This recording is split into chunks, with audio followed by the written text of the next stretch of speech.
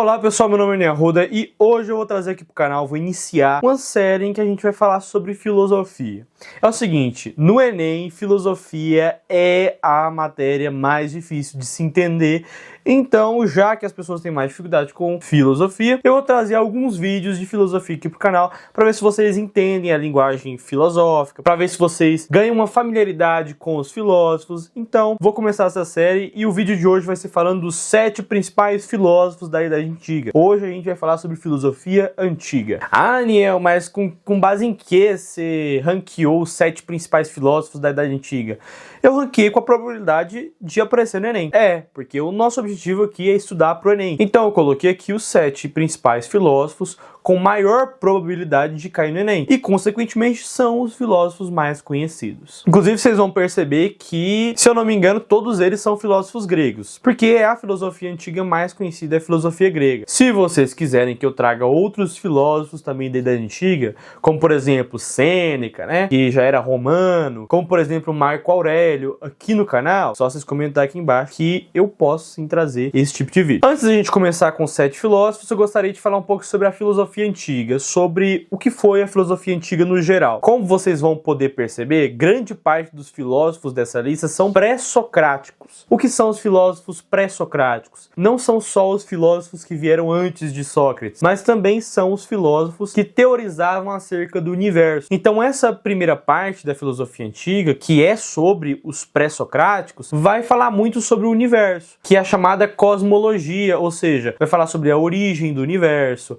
a origem da vida, sobre o que fazemos aqui, qual é o nosso objetivo aqui na Terra, do que a vida é composta. E aí depois deles você tem Sócrates e posteriormente Platão e Aristóteles, que também estão aqui nessa lista, que são filósofos que vão tratar mais do ser humano. Não que Aristóteles, por exemplo, e até Platão não tratassem do cosmos, mas principalmente Sócrates vai tratar mais do ser humano, vai ser um antropocentrismo. E essa tradição de falar do ser humano também vai continuar em Platão e Aristóteles. Bom, então chega de falar de teoria e bora para os 7 principais filósofos. Eu quis ordenar eles mais ou menos em ordem cronológica, então vamos começar com o primeiro, e literalmente o primeiro filósofo aqui da Idade Antiga, que é Tales de Mileto. Tales de Mileto foi um filósofo, matemático e astrônomo do século VI a.C.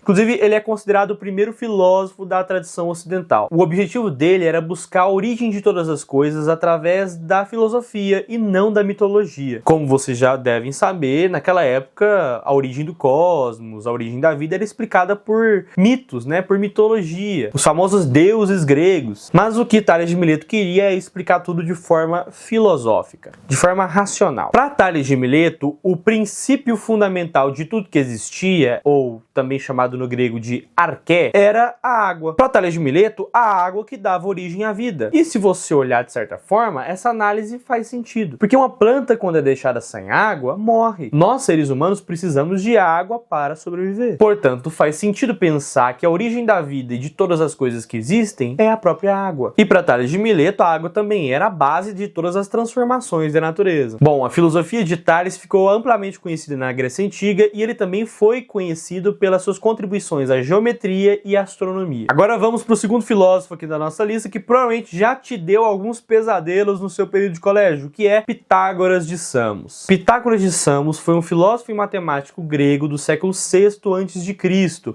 Ele ficou amplamente conhecido pelas suas contribuições à matemática, filosofia, religião e ética. Ele fundou uma escola que tratava de todos esses 4 temas. Ele acreditava que os números eram a arché, ou seja, que os números eram a essência de todas as coisas e que tudo poderia ser explicado matematicamente. A sua filosofia influenciou bastante o pensamento grego, principalmente no que se refere à ordem, à proporção e à imortalidade da alma. Agora vamos para o nosso terceiro filósofo da lista, que é Heráclito de Éfeso. Heráclito de Éfeso também foi um filósofo grego do século VI a.C. e ele ficou conhecido como o filósofo do devir, ou seja, o filósofo da mudança. Ele acreditava que tudo estava em constante mudança e transformação, resumindo toda a sua visão na seguinte frase: tudo flui. ou, em grego, pantarrei. Para ele, o conflito e a mudança são partes naturais da realidade, e o fogo simbolizava esse movimento eterno. Como assim o fogo? O fogo, porque o fogo, ao mesmo tempo que nos dá calor, proteção à noite, que dá sabor à comida, o fogo também é capaz de matar, capaz de trazer destruição. Então o fogo é a representação dessa constante transformação entre ordem e desordem. Bom, dessa forma, Heráclito afirmava que os opostos eram complementares e que tudo no universo era regido por uma razão fundamental chamada Logos. É interessante que, posteriormente, séculos depois, o apóstolo João da Bíblia. Ele vai usar essa teoria do Logos para poder falar de Jesus Cristo. Tanto que no seu evangelho ele fala: o Logos estava com Deus e o Logos era Deus. No caso, a gente traduz para nossa língua como o verbo, né? O verbo estava com Deus e o verbo era Deus. Mas no grego a palavra é Logos. E no texto simboliza exatamente isso. Algo que é anterior ao próprio universo, que é exatamente a filosofia de Heráclito, que tudo é regido por uma razão universal, que é o Logos. A sua filosofia influenciou muito o pensamento dialético posterior, especialmente quando a gente fala de Hegel. Mas bora pro próximo filósofo, que é Parmênides de Eleia. Parmênides de Eleia é um filósofo do século V a.C.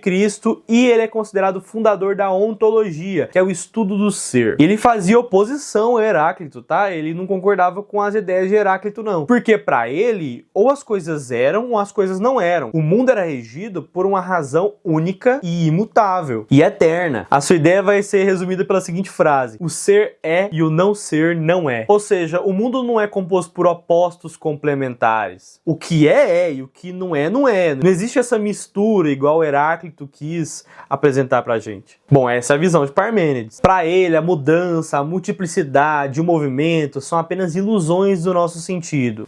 Exatamente, ela não vai voltar para você. Para de se iludir. Ou seja, tudo continua como é. Para ele, os sentidos não são a fonte do conhecimento, mas a razão. Somente a razão pode nos levar ao conhecimento verdadeiro. O seu pensamento vai influenciar posteriormente Platão e a tradição ocidental como um todo. Bom, agora chega de falar dos pré-socráticos, né? Tá na hora da gente falar do homem, do cara que dividiu eras, do Sócrates. Sócrates foi um filósofo grego do século V a.C. e ele é considerado o pai da filosofia ocidental e o fundador do método dialético. Mas o que é método dialético? Bom, método dialético não é nada mais, nada menos do que você ficar fazendo perguntas com a pessoa que está debatendo com você. E aí a pessoa que está debatendo com você vai te respondendo, te respondendo, te respondendo. E aí com as suas perguntas, você vai fazendo essa pessoa entrar em contradição. É isso que Sócrates amava fazer. Pelo menos é o que conta Platão. Inclusive, se um dia você estiver perto de uma pessoa sabichona, pergunta pra ela se ela já leu Sócrates. Se ela falar que sim, você acabou de pegar ela em contradição. Porque o Sócrates, pasmem, não escreveu nada. Quem escreveu foi o aluno dele, Platão, que escreveu toda a história de Sócrates nos diálogos dele. Sócrates propõe o autoconhecimento e a busca da verdade por meio da razão, através do questionamento, da dúvida. Para ele, você tinha que questionar os valores pré-estabelecidos, os valores sociais. Ele foi um militar, político e, no fim da vida, foi condenado a beber cicuta. Bom, cicuta é um veneno e Sócrates foi condenado a beber esse veneno sob a acusação de corromper a juventude ateniense e descredibilizar os deuses de Atenas. Bom, agora vamos para o grande, o GOAT, o Platão. Inclusive, o nome dele não é esse, tá? O nome dele é Arístocles. Mas por que a gente chama ele de Platão? Isso pra mim é o mais fantástico em Platão. Porque o cara deixa o nome dele pra história e o nome dele nem é o nome dele. Isso é um apelido. E da onde que veio esse apelido?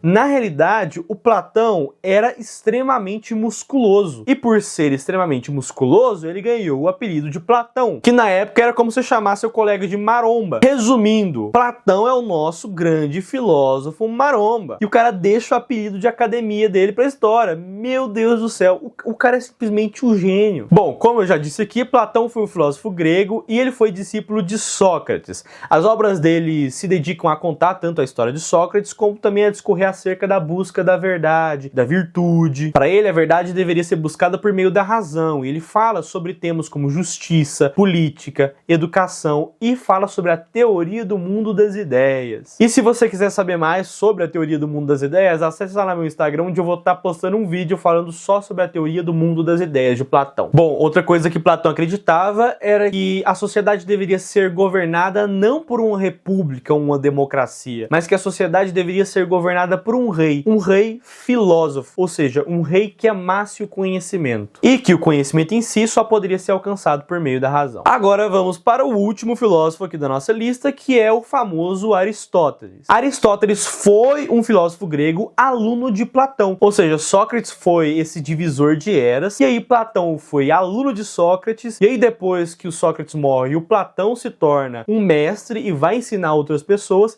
e um de seus alunos é o Aristóteles, que posteriormente vai ensinar, sabe quem? Alexandre o Grande. Exatamente, o cara que derrotou o Império Persa e estendeu um império que ia desde a Grécia até as Índias. O cara que espalhou o grego por todo o mundo conhecido na época. Bom, Aristóteles ele desenvolveu um vasto sistema filosófico concentrado na observação da realidade concreta. Ele abordava temas como ética, política, lógica e até ciência. Inclusive, Aristóteles é o pai da zoologia, que é uma das áreas da biologia. Aristóteles defendia a ideia de virtude como um equilíbrio para a vida e que a vida ela deveria ser vivida buscando o bem da sociedade no geral, buscando o bem comum. Então aqui a gente termina esse vídeo com esse baita filósofo que foi o Aristóteles. Eu acabei de perceber que esses filósofos eles faziam simplesmente o backup da mente deles nos próprios alunos. Mas enfim, você quer ver mais vídeos sobre filósofos? Acessa lá meu Instagram e nós terminamos por aqui. Semana que vem estarei postando um vídeo sobre os 7 principais filósofos da Idade Média e depois na outra semana da Idade Moderna e por fim da pós-modernidade. Então já se inscreve nesse canal para não perder esses vídeos. Deixa o seu gostei também para eu saber se você gostou desse tipo de conteúdo de filosofia e até o próximo vídeo ou até a próxima questão.